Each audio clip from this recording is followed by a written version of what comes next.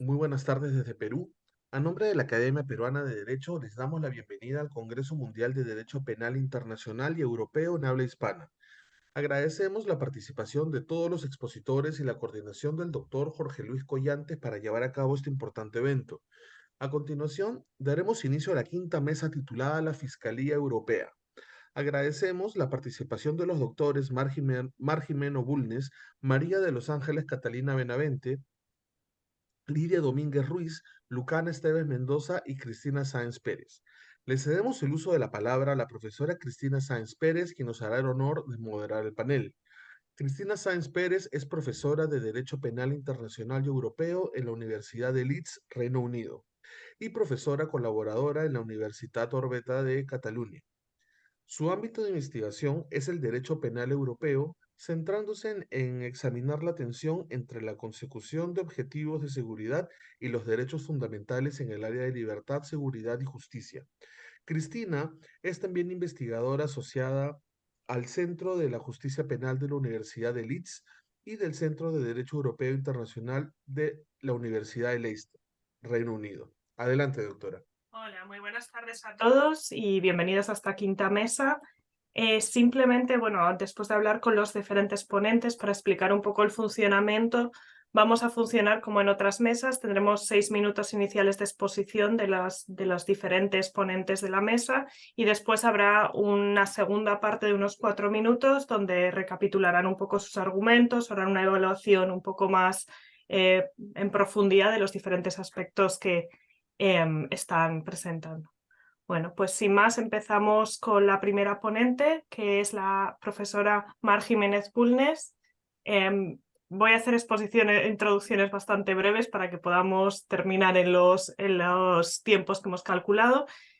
Mar Jiménez Bulnes es catedrática de Derecho Procesal en la Facultad de Derecho de la Universidad de Burgos. Es experta en el tema que estamos tratando aquí, en el ámbito del derecho procesal europeo, y ha liderado numerosos proyectos de investigación en materia de cooperación penal con financiación obtenida de diferentes entes, tanto a nivel autonómico, nacional y de la Unión Europea. Es autora de más de 100 publicaciones de carácter nacional e internacional en esta materia y además de su tarea docente e investigadora, ha desempeñado actividades judiciales en calidad de magistrada suplente y va a hacer la primera exposición en este panel que nos ayudará a entender un poco más aspectos generales de la Fiscalía Europea, su origen, su fundamento legal y sus principales características. Así que sin más, Mar, te dejo con tu presentación. Voy echando un vistazo al tiempo para que no nos excedamos y si en algún momento veo que se nos va un poco de las manos, te aviso. Bien. Muchísimas gracias, Cristina, en calidad de moderadora. Solamente decir que mi nombre es Mar Jimeno. Jimeno, no Jimeno, pero da igual. Perdona. Nada, perfecto. Quería también expresar mi agradecimiento al director de este evento, don Jorge Luis Collantes, así como la Academia Peruana de Derecho, y felicitar la iniciativa, además de presentación del diccionario en el que he tenido también la fortuna de colaborar. Es honor, además, compartir mesa con mis colegas, una mesa de mujeres, me agrada mucho la clave de género. Y bueno, dado los tiempos y que es la primera presentación, yo pretendía realizar una panorámica general de los aspectos generales de la Fiscalía para luego dar paso a mis compañeras que se detendrán en aspectos más concretos. Por eso que me he atrevido a titularla La Fiscalía Europea en un nutshell, con la idea de expresar pues lo que podrían ser 10 puntos concretos o 10 ideas clave de la Fiscalía Europea. Todo ello anticipando una idea de justificación temática, el por qué merece la pena estudiar la Fiscalía, y es que si acudimos a la página web de la Fiscalía Europea, EPO, European Public Prosecutor's Office, pues vemos ya simplemente todos los días tenemos grandes noticias de la gran cantidad de intereses económicos defraudados a la Unión Europea en este sentido, con cifras que van desde 7 millones de euros en Rumanía, o en Lituania en 1 millón, un fraude de 1 millón, 37 millones, es decir, que ya por eso, aunque solo sea en cantidades, en claves cuantitativas, tenemos, yo creo, que estudiar la Fiscalía. Y yo también quería, en este proemio inicial, lanzar un ejemplo, un modelo del que a mi juicio fue el primer fiscal europeo, como fue el fiscal italiano de Palermo, Giovanni Falconi, asesinado en 1992, con una frase, yo creo, muy célebre también para ubicar a la Fiscalía Europea. Decía él que bisogna rendersi conto che la mafia è un fenomeno terribilmente serio e grave e che va combattuto non pretendendo l'eroismo di inermi cittadini, ma coinvolgendo nella lotta le forze migliori delle istituzioni. Es decir, el aunar, esa idea de aunar fuerzas, en este caso de los Estados miembros, para construir esta idea de la Fiscalía. Y comienzo con esas 10 ideas claves. Y la primera, Fiscalía Europea como novedad. Fiscalía Europea como novedad, porque en efecto la Fiscalía Europea añade una novedad en la cooperación judicial penal, que es un modelo de cooperación vertical y no ya un modelo de cooperación horizontal como el que venía funcionando con agencias, o el que viene funcionando con agencias como Eurojust o OLAF, etc. La Fiscalía Europea tiene una estructura vertical y impera un mandato, digamos, a los Estados miembros en este sentido. La Fiscalía Europea, en segundo lugar, con su fundamento legal. Efectivamente, la Fiscalía Europea tiene su fundamento legal en el propio Tratado de Funcionamiento de la Unión Europea, que tras la reforma emprendida en 2007, en el Tratado de Lisboa, que modifica los originales tratados el original tratado en 1957, añade ya un precepto, el 86, en el que ya preveía la difícil negociación para la creación de la Fiscalía Europea, acudiendo, bueno, a un sistema de cooperación reforzada, es decir, que no es necesario la unanimidad de los hoy 27 Estados miembros, sino que bastaban 9 para crear la Fiscalía. En realidad fueron 16. Y en este sentido, bueno, pues encontramos el fundamento legal en los tratados. En ese artículo 86, por lo que respecta al aspecto procesal, y al 325, por lo que respecta al aspecto penal, porque el 325 está exigiendo la protección de los intereses financieros de la Unión Europea. Hubo además una sentencia muy famosa en 1989, bueno, que no nos da tiempo a entrar en ella. Por eso que la Fiscalía Europea, tercera idea, Fiscalía Europea origen. La Fiscalía Europea tiene un origen económico y puede causar una decepción, como es esta protección de los intereses financieros de la Unión Europea, en el que la Unión Europea cambia de estrategia, otorgando a un órgano supranacional la protección de esos intereses económicos, pero hay que recordar que el propio fundamento, o digamos origen o causa de la Unión Europea es también económico. Y recordemos la Comunidad Económica Europea, la cooperación judicial no se añadió hasta 1992. Cuarto lugar, Fiscalía Europea, antecedentes. Pues efectivamente, como decía un autor italiano, Camaldo, el trabajo de la Fiscalía fue lungo y traballato, porque hemos tenido como 17 años hasta la creación de la Fiscalía, desde la idea inicial del Corpus Juris del 2000 hasta el reglamento del 2017. Fiscalía Europea, la regulación. Efectivamente, tenemos una regulación de la Fiscalía Europea, que es un reglamento, por tanto, una norma de la Unión Europea directamente aplicable, que no necesita, y no solo necesita, sino que si se realiza transposición habrá un recurso de incumplimiento de la Comisión contra dicho Estado miembro, un reglamento 2017/1939 de 12 de octubre de 2017, y esa es la norma europea. Luego, los distintos estados, yo aquí el ejemplo de España, tenemos una ley orgánica de aplicación, no adaptación, porque no es una directiva, digo, es una norma directamente aplicable. Y tenemos una ley orgánica 9/2021 de 1 de julio. Fiscalía Europea, creo, sexto lugar, naturaleza. Bueno, aquí ha habido una confusión y siempre estamos hablando de la Fiscalía Europea como institución, y no es así. La Fiscalía Europea no es una institución stricto sensu, porque no consta en la enumeración realizada en el artículo 13 del Tratado de la Unión Europea.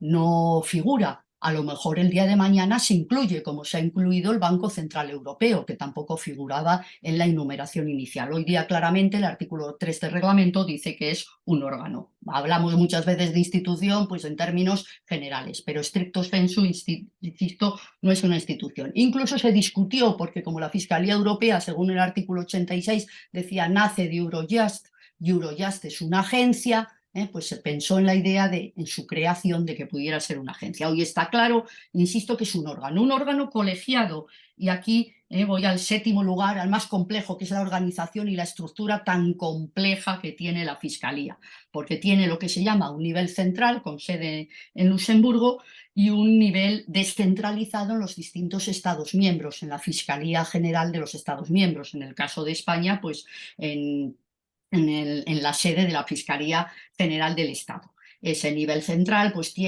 no era la idea inicial era un órgano unipersonal, un fiscal europeo, hablaba el Corpus Juris del 2000, y sin embargo hemos llegado a una estructura en la que tenemos un colegio, unas salas permanentes, un fiscal general europeo, doña Laura Codruta, procedente de Rumanía, antigua fiscal anticorrupción, fiscales adjuntos al fiscal general, director administrativo, fiscales europeos, un fiscal europeo por Estado miembro. En España ha sido hasta ahora doña Concepción Sabadell, por cierto, de Burgos, de mi ciudad, y ahora don Ignacio Lucas, y el nivel descentralizado, que es el que ocupa los llamados fiscales europeos delegados, es decir, los distintos fiscales en los Estados miembros. En España 7, en otros estados pueden ser 15, etc. Esto ya es una opción de cada Estado miembro.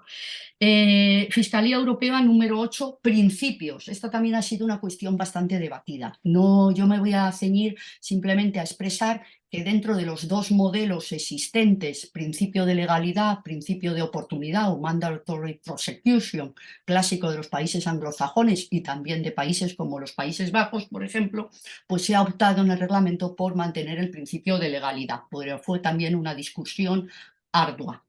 Y luego un principio dentro de los que entraña, claro, se habla de independencia. La verdad es que choca ese principio para la Fiscalía como órgano en total. Pero bueno, no vamos tampoco a entrar en ello. En este sentido, lo que se quiere decir es la no aceptación de instrucciones por parte de Estados miembros y el principio también de accountability, rendición de cuentas. Bueno, pues entre ellos y otros muchos también, otros varios que se enuncian en los tratados, pero destaco estos tres: legalidad, la famosa independencia y esa rendición de cuentas o accountability.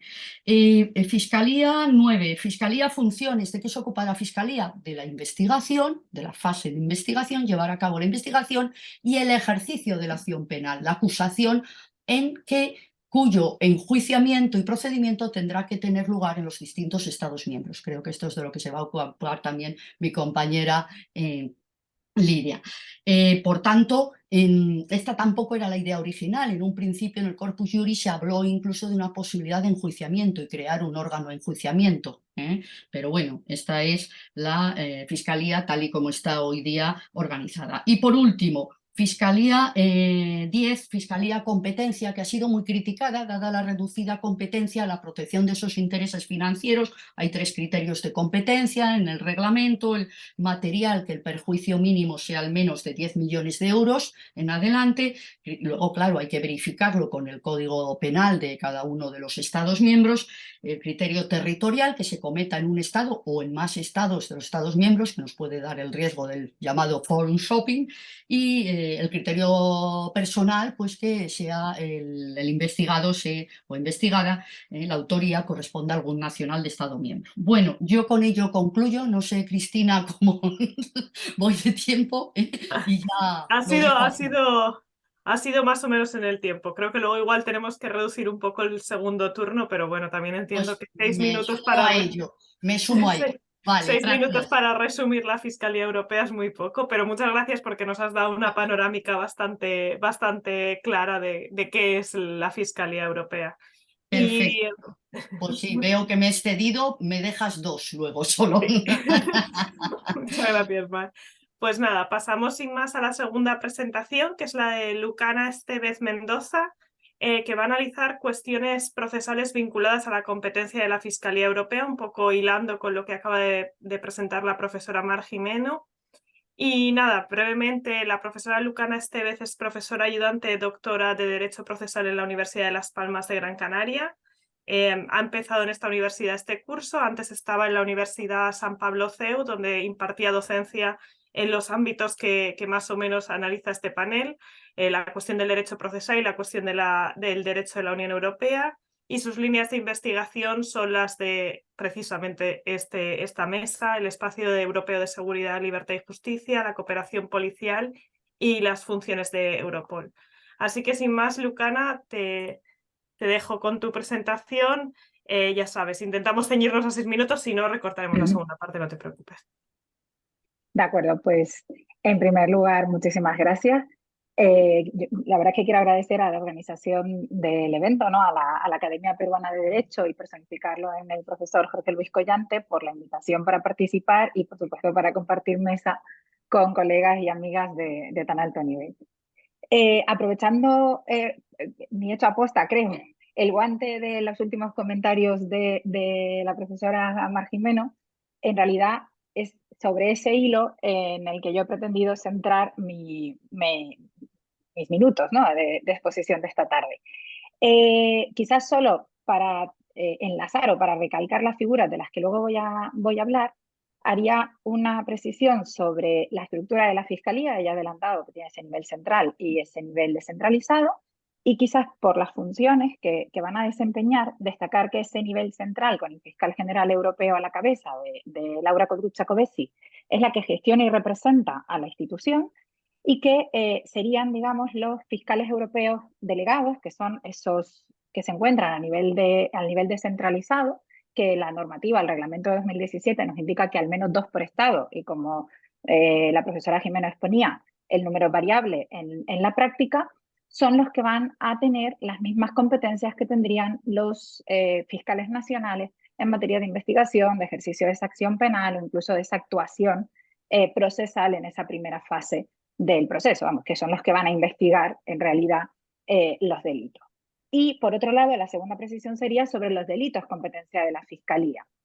El criterio de competencia material se recoge en el artículo 22 del reglamento y pasa por los delitos que afectan a los intereses financieros de la Unión, que están vinculados a la directiva PIF, por ejemplo, fraude, corrupción, blanqueo de capitales, malversación o apropiación indebida. Delitos relativos a la participación en una organización delictiva, si esa organización lleva a cabo este tipo de conductas, o cualquier otro delito que esté indisociablemente vinculado a los delitos mencionados. Si bien, como para la concreción de los tipos concretos hay que acudir a la normativa estatal, indudablemente esto es foco de controversias y problemas a la hora de poner en práctica la competencia de la Fiscalía. Pero existen mecanismos como las cuestiones de competencia que se han ido presentando desde que se puso en marcha esta institución en sentido genérico, es un problema cuya solución va por el derecho penal sustantivo. Entonces no me voy a detener en él, pero me sirve de hilo conductor. Procesalmente, creo que las cuestiones más relevantes vinculadas con la competencia y directamente con la jurisdicción se derivan, por un lado, de lo que ha apuntado Mar, del riesgo del forum shopping, y por otro lado, del riesgo de automatismo en la asunción de competencias por la Fiscalía Europea. Con respecto al primero, creo que para entenderlo hay que tener en cuenta cómo se denuncia un delito ante la Fiscalía. La realidad es que toda persona, siempre que existan motivos razonables para sospechar de que se ha cometido un delito de los que encajan en la competencia material, puede denunciarlo ante la Fiscalía Europea y podrá hacerlo tan pronto como tenga motivos para sospechar que existe esa conducta. ¿Cómo lo hace? Puede acudir a la web de la IPO, de la European Public Prosecutor Office, y rellenar el formulario que consta bajo la denominación Report a Crime. En realidad lo que estamos haciendo es reportar esa conducta a la sede central de la Fiscalía en Luxemburgo. Y una vez que, vamos, si se puede hacer en cualquiera de las lenguas de la Unión y sin necesidad de presentar pruebas si no se tiene, simplemente siguiendo las indicaciones. Otra vía es que se presente directamente ante la Fiscalía, hasta ante el fiscal europeo delegado. En cualquiera de los dos casos va a haber una verificación y si hay datos suficientes para considerar que el delito entra dentro de la competencia de la Fiscalía Europea y que por tanto necesita abrirse esa investigación, el fiscal europeo delegado la iniciará. Y es precisamente en esta investigación donde personalmente, o a mi parecer, aprecio que pueden darse esos problemas vinculados al forum shopping. Y voy a destacar únicamente 2 momentos. En primer lugar, cuando a la luz de la actuación de un fiscal delegado nacional, el fiscal europeo considera que la investigación debe llevarla otro Estado miembro. Los motivos para excepcionar la regla general y reaccionar el caso en realidad son los que abren el riesgo a ese forum shopping, porque son muy genéricos. Basta con que el Estado designado también tenga competencia y que existan razones justificadas para aplicar la excepción. ¿Cuáles son los criterios que excepcionan la regla general? Pues son criterios tan básicos como que el sospechoso o acusado tenga la residencia habitual en ese Estado, sea nacional de ese Estado o en ese Estado se hayan producido los principales perjuicios financieros.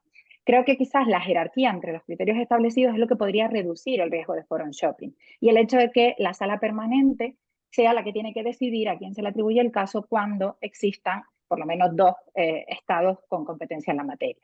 El segundo supuesto en el que considero que se puede dar este riesgo de forum shopping es cuando el delito tiene carácter transnacional, es decir, cuando las investigaciones son transfronterizas, porque la legislación es distinta en cada estado y podría dar lugar a que se eligiese el país para llevar a cabo una u otra medida de investigación de todo el catálogo que prevé el artículo 30 del reglamento en función de qué norma nacional fuese más o menos flexible. Quizás incluso aquí podría jugar en contra del sistema la picaresca de los propios investigados, que podrían influir en los lugares elegidos para desarrollar sus actividades, lo que indirectamente estaría determinando el lugar de desarrollo de las investigaciones futuras. Pero es que además hay que tener en cuenta que determinadas medidas de investigación requieren autorización conforme a la normativa nacional, y eso introduce el riesgo de que la aplicación de unas medidas se elija a favor o teniendo, digamos, presente la mayor o menor facilidad para conseguir esa autorización. Y otra cuestión que complica este riesgo de forum shopping es que hay estados que pueden, en sus normas de aplicación o a través de notificaciones al organismo, a la oficina, establecer limitaciones de derecho nacional para poder llevar a cabo esas investigaciones. Entonces, digamos que este sería el riesgo mayor que yo veo desde el punto de vista de la competencia. Y el segundo me referiré posteriormente si da lugar. Muchas gracias y gracias por ceñirte sobre todo a los tiempos. Muchas gracias, Lucana. Pues creo que esto la verdad es que ha hilado muy bien con la anterior presentación para aclarar algunos puntos que ya había introducido la profesora Mar Gimeno y aclarar algunos otros puntos, ¿no? Y en tercer lugar tenemos la presentación de la profesora Catalina Benavente, que ya va a adentrarse en una cuestión un poco más específica, que es la Fiscalía Europea y la protección de datos personales. La profesora Benavente es doctora en Derecho por la Universidad Carlos III de Madrid y por la Università degli Studi di Pisa en Italia, y actualmente es profesora contratada doctora en Derecho Procesal en el Departamento de Derecho Público de Santiago de Compostela y es miembro del grupo investigador del Instituto Alonso Martínez de Justicia y Litigación de la Universidad Carlos III. Desde 2011 ha sido miembro en distintos proyectos de investigación sobre cuestiones relativas a la cooperación judicial y penal en la Unión Europea. Y como decía antes, pues sin más, doy paso a la profesora Catalina Benavente y nuevamente si puedes ceñirte a los 6 minutos te estaría muy agradecida, si no daré unos minutos de cortesía hasta los 8 y luego acortamos si no en el segundo turno. Estás en mudo, estás muteada. Sí, perdón. Bueno, pues, momento. Vale, pues yo también me uno a los agradecimientos, tal como han dicho mis dos compañeras que me han precedido en el uso de la palabra, y ya directamente voy al tema que, como has comentado, se refiere a la protección de datos personales por la Fiscalía Europea. Bueno, pues como todos sabemos, el 27 de abril de 2016 se aprobaron dos normas que cambiaron el marco normativo de protección de datos de carácter personal en la Unión Europea, el Reglamento General de Protección de Datos 2016/679 y la Directiva de la Unión Europea 2016/680 del Parlamento y del Consejo relativa a la protección de las personas físicas en lo que respecta al tratamiento de datos personales por parte de las autoridades competentes para fines de prevención, investigación, detección y enjuiciamiento de infracciones penales o ejecución de sanciones penales. La aprobación de esta Directiva 2016/680 supuso la introducción de un nuevo paradigma en la Unión Europea en orden al tratamiento de datos personales con fines penales. Pues bien, cuando se aprueba la Fiscalía Europea, cuando se crea la Fiscalía Europea por el Reglamento 2017/1939 de 12 de octubre, apenas un año y medio después de estas normas, pues tenemos que afirmar que esta Fiscalía nace directamente influenciada y condicionada en sus posibilidades de actuación por las exigencias y requisitos que supone la protección de datos personales con fines penales a partir de la Directiva 2016/680. Un dato revelador de la importancia que para el legislador europeo tiene la protección de datos personales por la Fiscalía Europea es que le dedica todo su capítulo octavo, artículos 47 a 89, lo que supone un total de 43 artículos. El reglamento tiene 120 artículos, 43 dedicados a la protección de datos.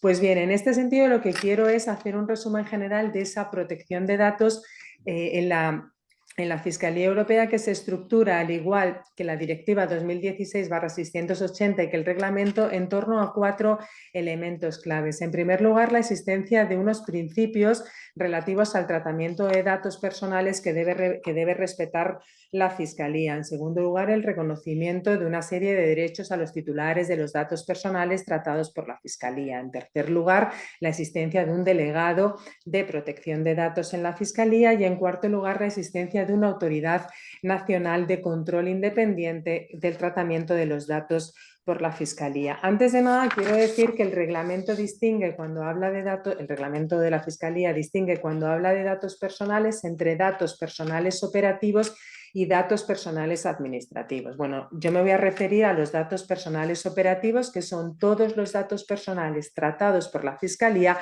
para el cumplimiento de su fin principal, que es la investigación y el ejercicio de la acción penal en los delitos relacionados, ¿no?, los delitos contra los intereses financieros de la Unión. El resto de datos personales tratados por la Fiscalía entran dentro de la categoría de datos administrativos. Bueno, pues en lo que se refiere a los principios, el artículo 47 del reglamento de la Fiscalía dice que el tratamiento de los datos personales operativos por la Fiscalía debe garantizar los siguientes principios: licitud y lealtad en el tratamiento, limitación en cuanto a la finalidad para la que son recogidos y tratados, mínima lesividad en su recogida, exactitud de los datos personales, integridad y confidencialidad y un plazo limitado de conservación de los datos personales.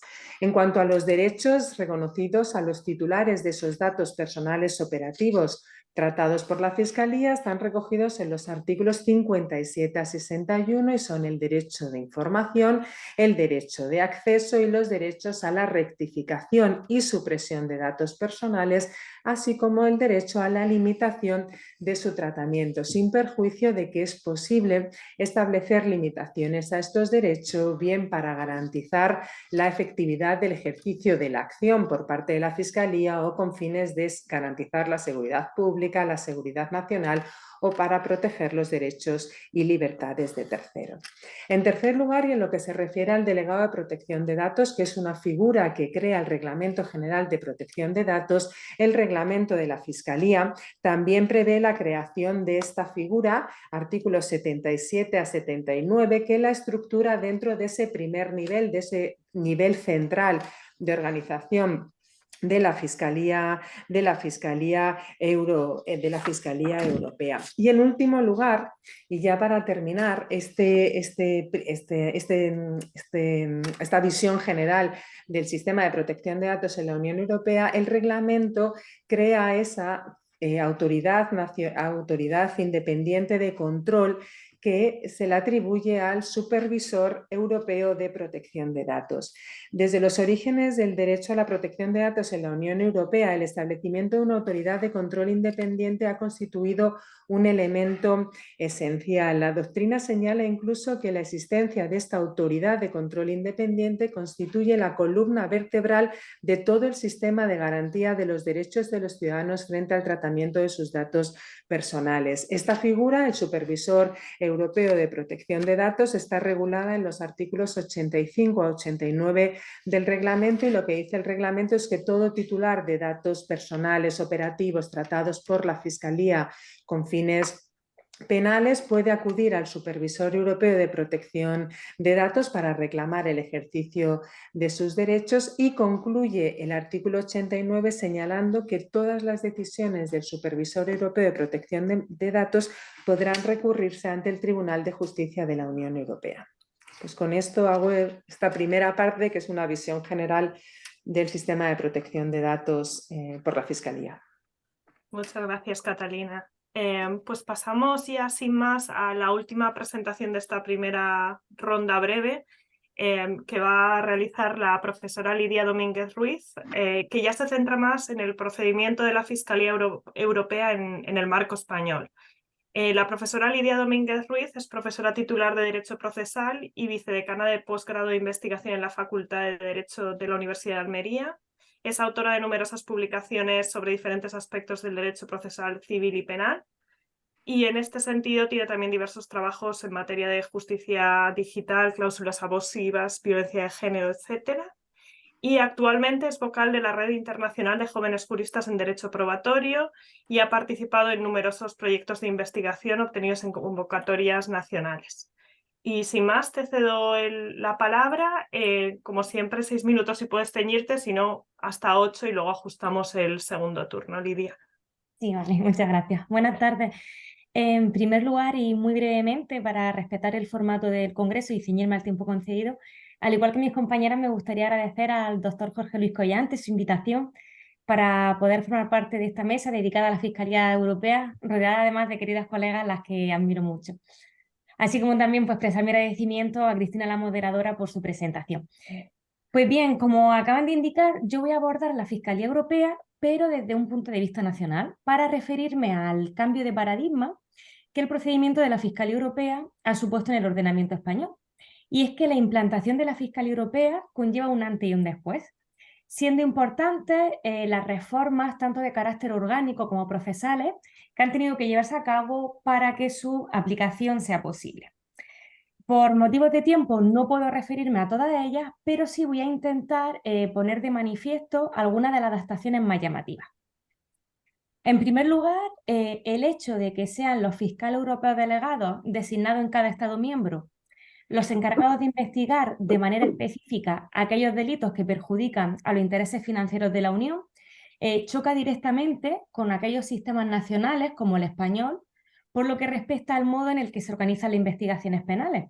Y es que en nuestro ordenamiento la dirección de la investigación corresponde al juez de instrucción y no a un fiscal, sin perjuicio de lo que sucede en el proceso de menores, donde se investiga, aunque como comentaré en la siguiente ronda, sus funciones son más limitadas que las que desempeñan los fiscales europeos delegados. Por tanto, actualmente en España coexisten dos modelos de proceso penal. Nuestro modelo tradicional, donde investiga el juez de instrucción y donde la función principal del Ministerio Fiscal es la de acusar, y un modelo alternativo para los delitos perseguibles por la Fiscalía Europea, donde los fiscales europeos delegados son los competentes de investigar y ejercitar la acción penal, así como solicitar la apertura del juicio oral, y donde una autoridad judicial imparcial, denominada juez de garantía, es la encargada de velar, entre otras cuestiones, por la salvaguarda de los derechos fundamentales. En concreto, este nuevo procedimiento especial de la Fiscalía Europea está regulado por la Ley Orgánica 9/2021 de 1 de julio de aplicación del Reglamento de la Fiscalía Europea, y en todo lo no previsto le es de aplicación lo establecido en nuestra Ley de Enjuiciamiento Criminal para el procedimiento abreviado. En segundo lugar, esa nueva figura del fiscal europeo delegado no se acomoda a nuestro concepto tradicional de fiscal, ya que entre otros motivos, de los 7 fiscales europeos delegados con los que contamos, uno de ellos pertenece a la carrera judicial, es decir, es un juez.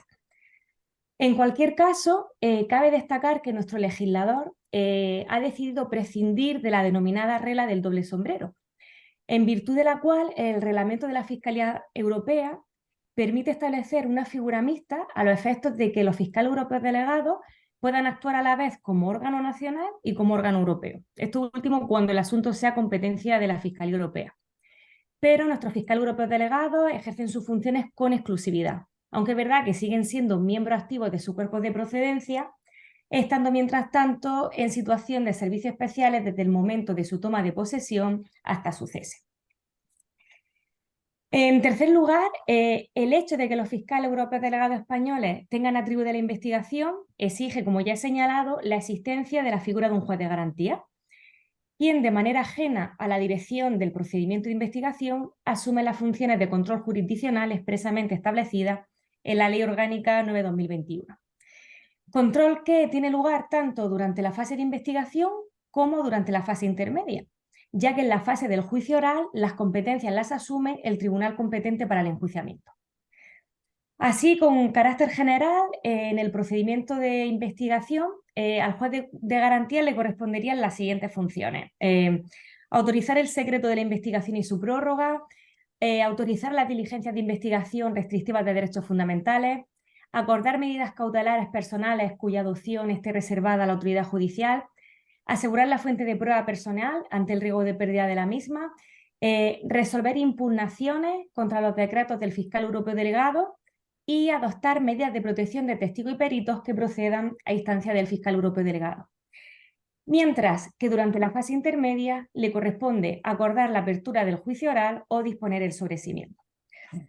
Ahora bien, la figura del juez de garantía en nuestro ordenamiento no es un órgano específico, sino que se constituye en el órgano judicial encargado del conocimiento y fallo de los procedimientos de la Fiscalía Europea, habida cuenta también de nuestro modelo actual de proceso penal. En este sentido, y conforme a normas de reparto, cuando la Audiencia Nacional sea la competente, la condición de juez de garantía la ostentará un magistrado del Juzgado Central de Instrucción, mientras que cuando la competencia corresponda al Tribunal Supremo o bien al Tribunal Superior de Justicia, según proceda por los supuestos de aforamiento, el magistrado que desempeñe las funciones del juez de garantía será designado dentro de los miembros de la sala en cuestión sin poder formar parte de dicha sala a los efectos de enjuiciamiento. Y en cuarto y último lugar, otra novedad que me gustaría destacar en esta primera ronda de intervenciones, en la siguiente destacaré otra, sería la ausencia de acusador popular en los procedimientos de la Fiscalía Europea. Y es que en nuestro ordenamiento los ciudadanos españoles no ofendidos por el delito pueden ejercitar la acción penal, pero esta figura no existe en ningún otro Estado miembro. Por tanto, se ha decidido excluir la legitimación activa de la acusación popular como opción de política criminal, y ello, lógicamente, pues, en línea armonizadora con aquellos países en los que se aplica el reglamento de la Fiscalía Europea. Esto sería todo por ahora. Gracias. Pues muchas gracias, Lidia. Y si os parece, sin más, damos inicio al segundo turno para que nos cuadre todo dentro del horario establecido. Mar, si quieres, si puedes resumirlo en 2 minutos y así cuadramos un poco las intervenciones. Si te extiendes un poco más, pues seré flexible, pero seré un poco más intervencionista. Interven, por favor, Cristina. Muchas gracias. Nada, simplemente 2 ideas. Primera, pues por ejemplo, reseñar un poco las estadísticas para que la audiencia vea la realidad de la Fiscalía Europea. Ya han sido presentados 2 informes desde el funcionamiento de la Fiscalía Europea de 1 de junio del 2021, 7 meses, y en 7 meses, pues hubo un dato de 576 investigaciones abiertas con un perjuicio a los intereses económicos de la Unión Europea de 5.400 millones de euros, mientras que el segundo informe anual del 2022, en este caso ya para todo el año, es decir, de enero a diciembre del 2022, computa un total de 86 investigaciones con un perjuicio a intereses a la Unión Europea de 50 billones de euros, para que alcancemos un poco para que veamos un poco las cifras. Perdón, he dicho 86, me faltaba un número, ya me parecían pocas, 865 investigaciones, me he olvidado tomar nota. Otra idea en estos 2 minutos es que coincido absolutamente con lo que me han comentado mis compañeras, y únicamente yo creo que es un apunte interesante respecto al escenario de España que ha presentado maravillosamente Lidia, y es que curiosamente la Fiscalía Europea no está incardinada en la estructura de la Fiscalía Española. Prueba de ello es que tenemos un 541 bis de la Ley Orgánica del Poder Judicial dedicado expresamente a la Fiscalía Europea. Y ni siquiera, un dato muy revelador, es que la página fiscal.es de España, de la Fiscalía General del Estado, menciona y ni siquiera realiza un enlace a la página web de la Fiscalía Europea. Es decir, que parece que está funcionando paralelamente, y más aún, como bien ha explicado Lidia, los fiscales europeos delegados ya no comparten esa función de doble sombrero, sino que se les la ley española, la ley orgánica prevé que tenga lugar unos servicios especiales. Y finalmente, por evaluar un poco la fiscalía, el examen de la fiscalía, bueno, pues yo creo que tiene sus fortalezas y debilidades. Se dice que responde al better regulation, a la idea de una mejor regulación, puede promocionar, se dice, la armonización o ahora aproximación de legislaciones, tanto sustantivas como procesales, se lucha contra el fraude transnacional, pero también ha habido sus críticas. Y una primera crítica es el nacimiento bajo la cooperación reforzada, es decir, la falta de unanimidad en todos los Estados miembros para su creación. También una decepción, se ha criticado su reducida competencia, aunque ya hubo en su día, hace unos años, no se sabe qué ha pasado, una propuesta precisamente de extensión a materias como el terrorismo, y precisamente lo que decíamos, riesgo de forum shopping, esa estructura tan compleja de la Fiscalía Europea, etcétera. Bien, lo dejo aquí para no extenderme, Cristina. Es decir, que tenemos los pros y los contras. Muchas gracias. Muchas gracias, Mar. Y nada, te doy paso a Lucana. Simplemente eso, tenéis 4 minutos. Si nos ceñimos a los 4 minutos, creo que acabamos en hora. O sea que te dejo la presentación. Vale, pues muchas gracias, Cristina. Yo quizás por completar un poco algunos de los riesgos adicionales que vienen derivados de esa competencia compartida entre los Estados miembros y la Fiscalía Europea, es quizás el riesgo o el miedo que se tenía inicialmente a que la Fiscalía Europea quisiera absorber o atraer de manera automática competencia. En España yo creo que tenemos ejemplos de casos en los que se ha puesto sobre la mesa la posibilidad de repartir un mismo caso, de manera que una parte de las conductas fueran analizadas por las fiscalías nacionales y otras pues, pudieran ser asumidas por la Fiscalía Europea. Podríamos pensar en el ejemplo del caso de las mascarillas del hermano de la presidenta de la Comunidad de Madrid, que tanta prensa ha ocupado, y justificarlo quizás por la idea de que hay una cierta preferencia, a pesar de esas competencias compartidas, hacia la asunción de competencias por la Fiscalía, sobre todo por la figura del derecho de advocación. Quizás por hacer un apunte en este sentido, ya ha quedado expuesto que los delitos que perjudiquen a los intereses financieros de la Unión son los que podrían entrar dentro de la competencia de la Fiscalía Europea, pero que está condicionado a que el delito se haya cometido en todo o en parte del territorio de uno o varios Estados miembros, por un nacional de un Estado miembro, siempre que sea competente respecto al delito cuando se haya cometido fuera de su territorio, o cuando se cometan fuera del territorio de los Estados de la Unión por una persona que esté sujeta al estatuto funcionarial o al régimen aplicable de otros agentes de la Unión.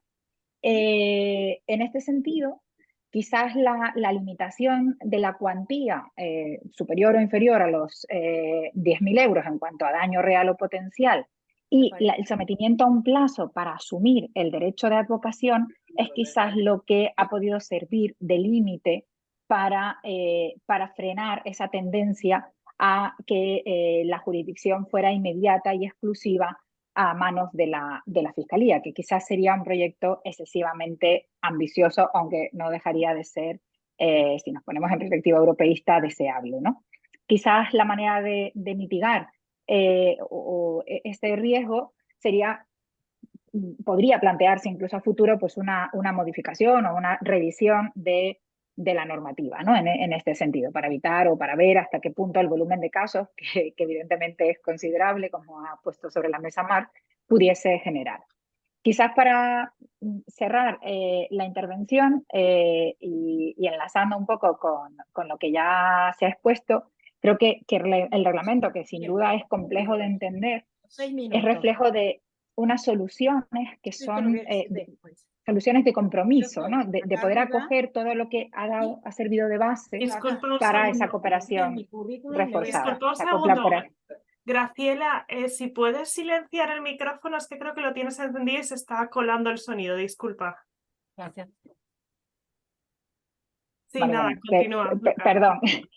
Nada, simplemente en esa idea que la complejidad tiene una justificación en base a esa cooperación reforzada que se perseguía, y que creo que las cifras que de los últimos años, de los casos, del último año, vamos, de los casos que se han generado a raíz de esta fiscalía, lo que demuestra es que va funcionando, pero que queda mucho trabajo por hacer, ¿no? O sea, hay luces y sombras, y quizás el futuro, desde mi punto de vista, que admito que soy europeísta convencida, es apasionante, porque quizás los retos serían ver si conseguiríamos incluir a esos países que no forman parte de la cooperación reforzada de la Fiscalía en ese organismo, o incluso ver si se podría ampliar ese ámbito de competencias que yo quizás de formación profesional sí que intentaría volver a esa comunicación de 2018 que planteaba poderlo extender al crimen organizado y la lucha contra el terrorismo. Quizás sea una utopía, pero creo que hay que dejarlo, como hacía la profesora Mar Jimeno, sobre la mesa. Muchísimas gracias, Lucana, y gracias por la visión optimista, que no suele ser muy común en las conferencias. Y nada, sin más, doy paso a Catalina para su segunda intervención, ya más centrada en la protección de datos y la cuestión de la Fiscalía Europea. Vale, gracias. Pues yo también, en estos 4 minutos que me concedes, pues me quiero centrar en 2 cuestiones relativas a la recopilación, al tratamiento de datos personales por la Fiscalía. Por un lado, lo que se refiere al acopio o recopilación de datos por la Fiscalía para llevar a cabo sus competencias, y por otro lado, en la segunda parte, me referiré a la supresión de esos datos. Bueno, pues uno de los elementos esenciales a la hora de analizar el derecho a la protección de datos de los titulares de los datos personales es cómo accede la Fiscalía a estos datos. Bueno, pues el artículo 43 del reglamento pues regula esta cuestión y dice y garantiza el acceso a la información de los datos por la Fiscalía Europea. Y por un lado se refiere a los datos contenidos en las bases de datos nacionales de los distintos Estados miembros, y por otro lado, en el apartado segundo del artículo 43, al acceso a las bases de datos de la propia Unión Europea. En lo que se refiere al acceso a las bases de datos nacionales de los Estados miembros, lo que pretende el reglamento es equiparar las posibilidades de acceso de los fiscales delegados a las que tienen el resto de las autoridades competentes en cada uno de los estados, en nuestro caso en España, para acceder a las bases de datos policiales y a la información contenida en las bases de datos públicos para llevar a cabo esa investigación de hechos delictivos. Sabemos que los datos personales son cada vez más importantes, ¿no? El acopio de datos personales es cada vez más importante en la investigación y desde luego es necesaria para la investigación de estos delitos contra los intereses financieros de la Unión. En este caso sí que es importante tener en cuenta que además no solo es que se le garantiza el acceso, sino que además ese acceso va a estar sometido a los mismos requisitos que el resto de autoridades. Es decir, si en aquellos casos en los que no es necesaria la jurisdiccionalidad, es decir, la autorización judicial previa, no lo va a necesitar el fiscal delegado. En aquellos casos que sí, como apuntaba Lidia, creo que era, pues esa función de autorización pues le corresponderá al magistrado que ejerce la función de juez de garantías, que será con carácter general el juez central, de un juez central de instrucción, o en el caso de aforados, pues el magistrado del Tribunal Superior de Justicia o del TSE o del Tribunal Supremo. En cuanto a las bases de datos de la propia Unión Europea, el reglamento dice que los fiscales tendrán acceso absoluto para obtener cualquier información pertinente de su competencia que esté conservada en las bases de datos y registros de las instituciones, órganos u organismos de la Unión Europea, ¿no? Es decir, se garantiza, se facilita perfectamente el acceso a esta información. Y por otro lado, lo que también me preocupa y creo que debe preocuparnos a todos es ¿cuándo suprime los datos la Fiscalía? Es decir, ¿durante cuánto tiempo conserva esos datos personales operativos? Y aquí la regulación del reglamento, la verdad que induce a ser poco optimista, ¿no? Porque el artículo 50 es verdad que el punto de partida es que los datos personales operativos tratados por la Fiscalía es limitada en el tiempo, pero si leemos el artículo 50, como digo, bueno, dice, en primer lugar, la Fiscalía Europea revisará periódicamente la necesidad de conservar los datos personales tratados, muy bien, pero luego dice, a más tardar, dicha revisión se llevará a cabo a los 3 años desde que se hayan tratado por primera vez los datos operativos, y a continuación cada 3 años se irá prorrogando, ¿no? Es decir, estamos pensando en esa posibilidad de que esos datos se van a ir conservando, guardando, y en qué momento van a ser utilizados y a quién se van a ir cediendo, que eso es el problema principal que plantea, en mi opinión, el tema de la protección de datos. Lo que sí que dice el reglamento es que cuando ya llevemos, cuando se vaya a superar el periodo de 5 años, entonces hay que informar de esta situación al Supervisor Europeo de Protección de Datos, pero no dice tampoco durante cuánto tiempo se van a poder conservar. Ya solo para terminar, si hay sentencia absolutoria, se podrán conservar estos datos personales operativos hasta 5 años después de la firmeza de esa sentencia absolutoria, y en el caso de sentencia condenatoria dice que se conservarán hasta el momento en que se haya cumplido la pena impuesta o que ya no se pueda cumplir conforme a lo dispuesto en cada estado, ¿no? Entonces yo creo que esta cuestión de la supresión de los datos a disposición de la Fiscalía es importante revisarla detenidamente. Muchas gracias. Pasamos ya a la última intervención. Muchas gracias, Catalina. Y pasamos ya a la última intervención de Lidia. Sí. Sí, vale, perfecto. Pues bien, como comentaba con anterioridad, en España el único procedimiento donde el Ministerio Fiscal dirige la investigación es en el proceso de menores. Pero, sin embargo, asume menos funciones que las que desempeña el fiscal europeo delegado en el procedimiento de la Fiscalía Europea. Y es que, por ejemplo, a pesar de que ambos necesitan autorización judicial para practicar diligencias limitativas de derechos fundamentales, el Ministerio Fiscal no puede llevarla a cabo por sí mismo ni habilitar a los funcionarios o agentes de la Policía Judicial, como sí puede hacer el fiscal europeo delegado, aunque es verdad que siempre en los estrictos términos los que haya sido autorizado por el juez de garantía. Además, mientras que en el procedimiento de la Fiscalía Europea la Policía Judicial informa al fiscal europeo delegado, fuera de este ámbito tienen que informar directamente al juez de instrucción a efectos del control de la medida. Además, a diferencia de nuestros fiscales nacionales, el fiscal europeo delegado no solo puede adoptar detención en el plano nacional, sino también en el europeo, ya que parece que puede emitir orden europea de detención tras la reforma que la Ley Orgánica 9/2021 introduce en la Ley de Reconocimiento Mutuo. Y es que el Tribunal de Justicia de la Unión Europea, al hilo de distintas cuestiones prejudiciales, entiende el concepto de autoridad en sentido amplio, por lo que a la autoridad competente para la emisión de una orden europea de detención se refiere. Aunque es verdad que son apreciables ciertas contradicciones entre nuestra regulación y los pronunciamientos del Tribunal de Justicia de la Unión Europea, como por ejemplo es el hecho de que la decisión del fiscal deba ser susceptible de recurso ante un órgano jurisdiccional, lo cual no está previsto como tal en nuestro ordenamiento en base al artículo 13.4 de la Ley de Reconocimiento Mutuo. Asimismo, en materia de medidas cautelares reales, el legislador otorga el protagonismo al fiscal europeo delegado, ya que es este el que de oficio o a instancia del acusador particular o del actor civil las adopta, limitándose la actuación del juez de garantía al ámbito de los derechos fundamentales. Pero es verdad que si tenemos en cuenta que nuestra regulación tradicional en la materia, bueno, me refiero que si tenemos en cuenta la regulación nuestra actual, resulta cuestionable que un órgano no judicial pueda adoptar medidas que, como las reales, afecten al patrimonio del investigado. Y en último lugar, me gustaría también destacar una cuestión bastante controvertida en nuestro ordenamiento, que es la impugnación ante el juez de garantía de los decretos dictados por el fiscal europeo delegado, hasta el punto de que nuestra Audiencia Nacional ha planteado ya una cuestión prejudicial ante el Tribunal de Justicia de la Unión Europea. En concreto, la Ley Orgánica 9/2021 contempla de manera tasada los supuestos en los que dicha impugnación es posible, supuestos que además se encuentran dispersos a lo largo de todo su articulado. Ante lo cual, digamos que existen dos posturas totalmente opuestas. Por un lado, la del Consejo General del Poder Judicial, a favor de que todos los decretos, y no solo los previstos legalmente, puedan ser impugnados en base a las exigencias de control jurisdiccional derivadas del Reglamento Europeo, en virtud del cual debe caber impugnación siempre que el decreto produzca efectos jurídicos frente a terceros. Y por otro lado, tenemos la postura del Consejo Fiscal, a favor de que estas impugnaciones se limiten más allá de lo que dice la ley al ámbito de los derechos fundamentales, porque ellos de lo contrario entienden que se pone en duda que se atribuya realmente la dirección de la investigación a los fiscales europeos delegados.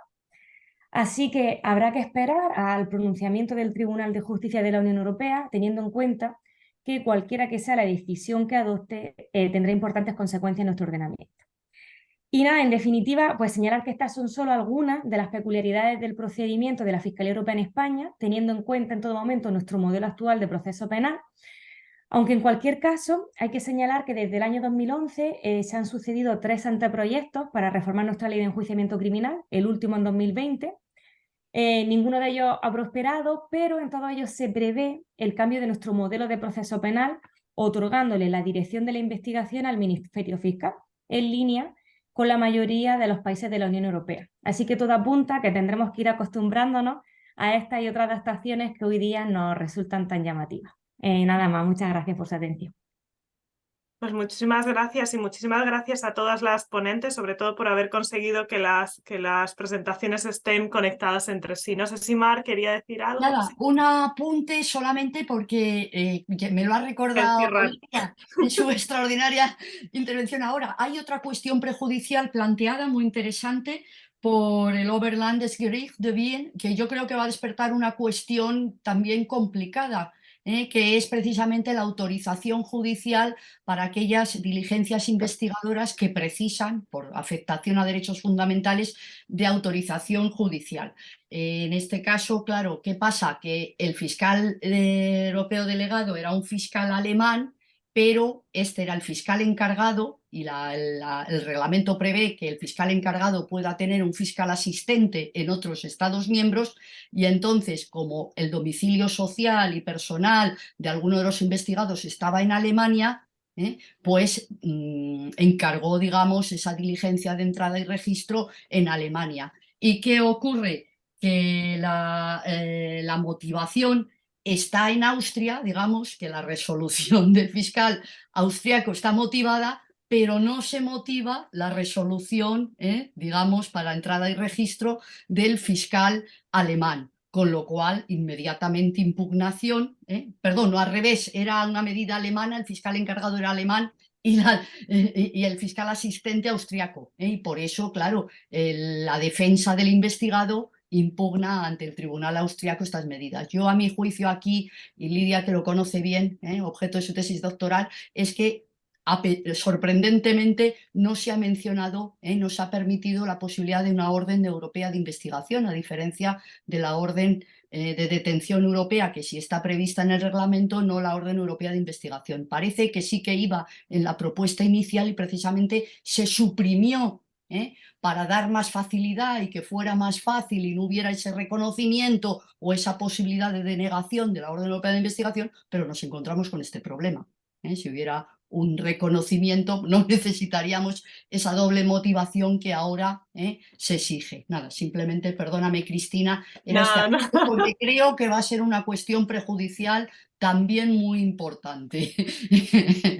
Pues nada, nos quedamos a la espera de la resolución de la cuestión prejudicial y daros las gracias a las 4 por vuestras presentaciones y por haberlas unido entre sí en temas que parecían a priori no muy conexos. Y nada, reiterar el agradecimiento a la Academia Peruana de Derecho, a Macarena por hacernos fácil la entrada en la sala y por la organización, y nuevamente a Jorge Luis Collantes por invitarnos.